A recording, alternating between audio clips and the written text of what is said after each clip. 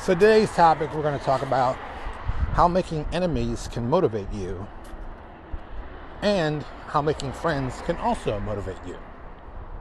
So in this industry of the tabletop role-playing games, I've had individuals that I did not get along with, period. It's well documented online. If you want to check it out, you can find it. It's not that difficult. I'm kind of notorious for saying what I feel and expressing myself the way I feel, and if people don't like it, well, then that's on them. I've always believed that, and I continue to believe that, and I think it works well for me. But I'm not going to beat anybody up over it. It is what it is. So, I've run against people who think I'm pretty much a horrible person, that I'm not friendly, I'm kind of an asshole, and I'm cool with that. Like I tell most people, we're not dating, so I don't care what you think about me. And if you knew we were dating, I wouldn't care. Oh, look, the little dog's out today. Isn't this fun? Take it easy, buddy. I'm talking some stuff here. Take it easy. You're doing too much. Little dog. So, like I said, I don't care if you like me. I don't care if you hate me. That doesn't affect me in that way. I care if I like me. That's what's important to me. And with that kind of attitude, you're going to run into people who are going to want to take you down a couple pegs. But they're like, oh, you got too much of an ego. I got to take you down. I like that stuff. Oh, yeah, I like that. See, I'm interested in anybody who wants to take me down a couple pegs. That sounds like a great idea to me. I mean, if you want to take me down a couple pegs, I must have really got underneath your skin. And usually, in the publishing business, that's because either I came up with a product that you thought of, but I've sold more, and yes, that actually did happen, and or just something I said you didn't agree with. Well, I'm a big supporter of the First Amendment, like a real big supporter. Like I believe anybody can say what they want to say, including horrible Nazis, what they say. I protect their right to say it because that's important. It's hate speech, Lewis. Yes, but let them speak it. Lewis, you're crazy. You're saying horrible things. Yes, let them say it. I don't want anyone infringing on my right what to say. I don't want to infringe on their right. Now, with that little side to it too, if they're stupid enough to tell you that stuff in public, well, now I've got their face. So now I've got their name, well, not with their name, but I got their face and what they said.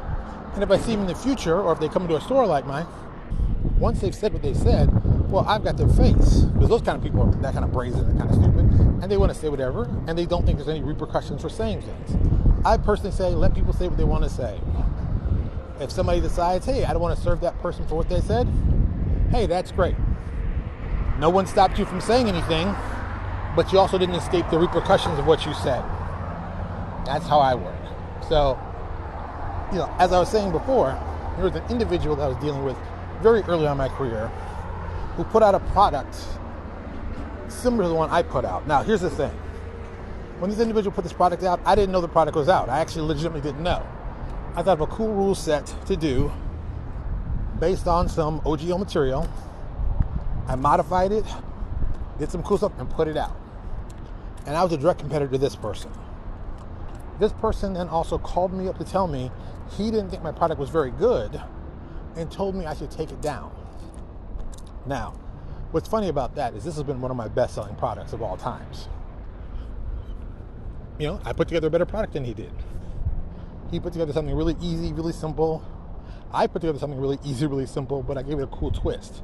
And people dug the twist I gave it. And people did the smart thing. They said, hey, I love what this guy's done.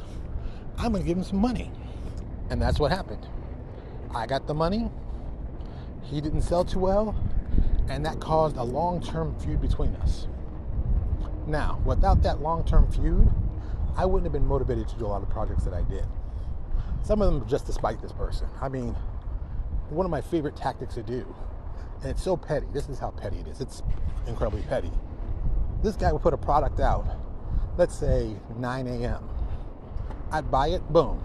Bring to the product, see where there are holes in the product, aka things that you could do to negate this product in play, or even better, to build off the work they did. And we're talking, this is the OGL days, so people were going crazy about this kind of stuff. So he'd put it out by 9. By 2 p.m., I'd have my product countering that product directly, and then another one indirectly. And I kept doing this for a very long time. And this drove this guy crazy. He hated me doing this. But once again, he was an enemy. I found a tactic that worked, and I applied it. The person finally left the industry, the private side, then went to go work for a big company. And he's come back to do stuff, but he's not the same person. So that's kind of funny when I think about that. But I digress. So you should always find someone that will motivate you. If it's an enemy, that's great. If you can find a positive person to team up with, which I think was a brilliant idea. There are a couple guys who were doing D20 Modern, which they did the smart thing. They did a whole line, Modern Dispatch. And these 4 companies each took a week out of the month to release a product. But it was under this title, Modern Dispatch, and it was under this whole look. So they all had the same look, even though each one of the 4 companies did that. It's a brilliant idea. I'm surprised more people don't do that. But once again, in the industry we're in, not everybody thinks the same way. So, I don't know. I would be doing that. I think it was a brilliant idea. I don't have anyone to really do that with. Maybe the stuff I'm doing for Superpowered by Eminem, but you got to find somebody who can put some stuff out when they need to. But that's something you can do. So, if you're a 5e publisher and you're just getting in, and you've got a product that would work well with somebody else that you'd like to team up with, reach out to them. Team up. That's how you guys can basically double your sales and expose each other's customers to each other. But you may not have the same exact customers. That's another thing you got to learn about this business. All right, that's all the good stuff I'm giving you. If you like what we talked about, do us a huge favor. Click the link below. If you don't like what we talked about, then click the thumbs down. Hey, we don't mind. We understand. Not everybody loves this, so that's cool. But thank you so much for listening. I really appreciate it. And I will talk to you all later.